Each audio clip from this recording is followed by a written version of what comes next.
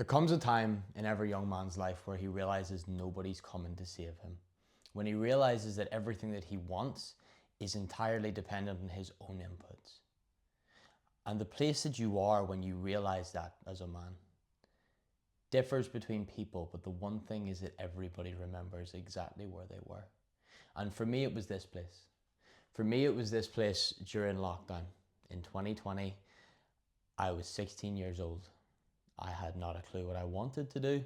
I had not a clue what I needed to do or what life was going to be like. I just knew that in order to achieve great things, I had to show up.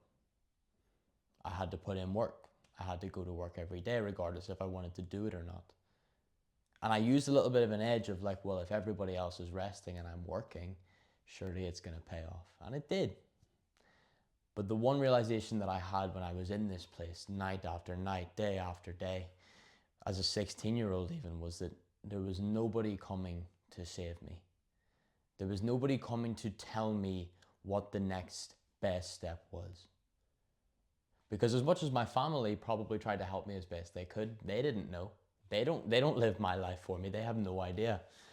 You know, they live their own life. They know what's best for them, or they're entitled to make the decisions that they think are best for them. But at a certain point, it stops becoming the idea that, mother knows best, father knows best. And it starts becoming, who are you going to be? What type of man are you going to be? Are you going to set a high standard for yourself, or are you going to shy away when the work gets hard?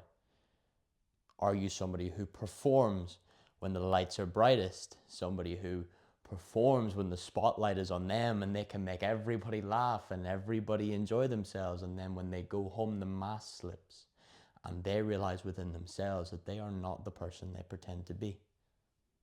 Or are you somebody that's authentic? Are you somebody who walks around with their head held high and their energy high because you know that you've done the work to deserve that? Are you somebody who goes to work every day knowing that they could be doing more? Or are you going to work every day knowing that you are doing the best you can?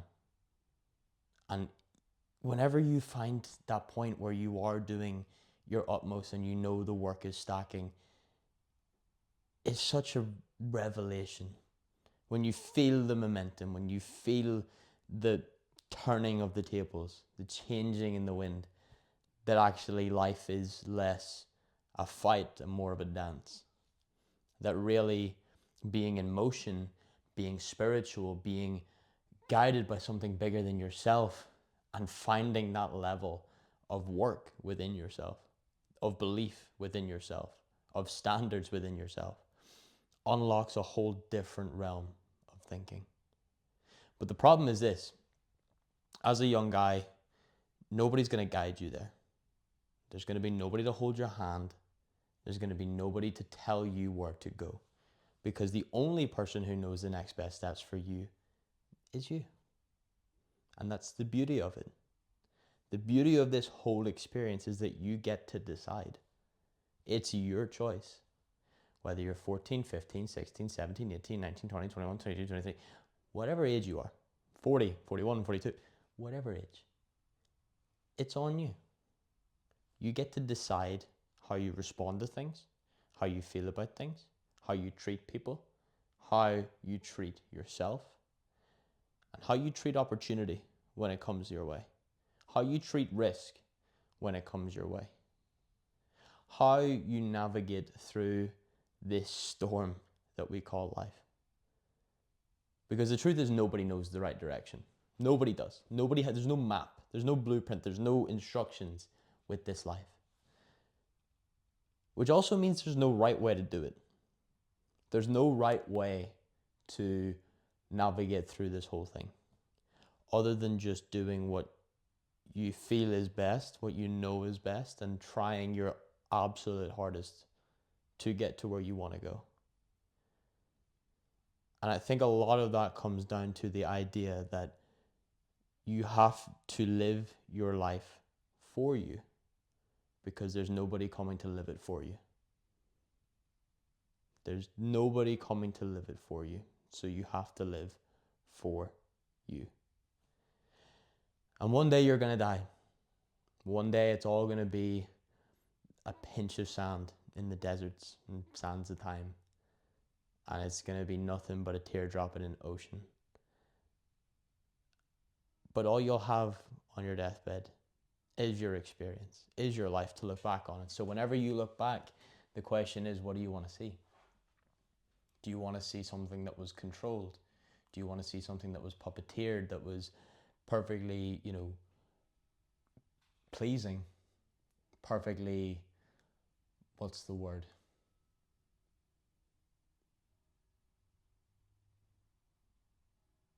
I guess perfectly conducted. What's the word I'm looking for? Compliance, I think, is the word I'm looking for. A perfectly compliant life. Is that what you want? Do you want to be somebody who was compliant? Because it's in compliance that we lose our power, right? It's in compliance that we put the needs of the external above our own internal. And what that does is give control to external factors instead of creating our own internal locus of control.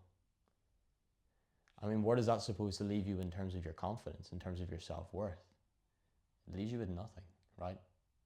Because at the end of the day, if we give control of our life to external circumstances, if we're compliant in the external, if we want somebody to guide us, to take our hand, to fucking lead us through this whole thing, to give us a blueprint and a guide and a map, then who are we giving responsibility of our life to? Who are we handing over the reins to? Who are we handing over the pen to? We're the authors of our own story. So why do you keep handing the pen to somebody else? Is the question you must ask yourself. Especially if you want to live a life of abundance. If you want to live a life of defiance of the status quo. A life of difference. A life of change. A life of legacy. Because the people who are remembered are not the ones who blend in, but they're the ones who stick out. Sometimes when you stick out, you get hammered down. But the choice is clear. Do you stay down? Or do you get back up? Do you stay put? Or do you rise from the ashes and start again? And the beauty of it all, and it all comes back to this, is it's your decision. And nobody's coming to make that decision for you. Nobody's coming to live your life for you. Nobody's coming to save you. It's all on you. And that is the biggest blessing that you will ever receive in your life. Because when we have complete responsibility, when we have complete control, it means we have complete power to change our circumstance. We have complete power to do something about the things that we don't like in our life. And we have the power to change the direction of our life if we so wish. We also have the power to achieve anything that we want. And I think when I tell you that nobody's coming to save you, that should light a fire in you, because you are well capable of saving yourself.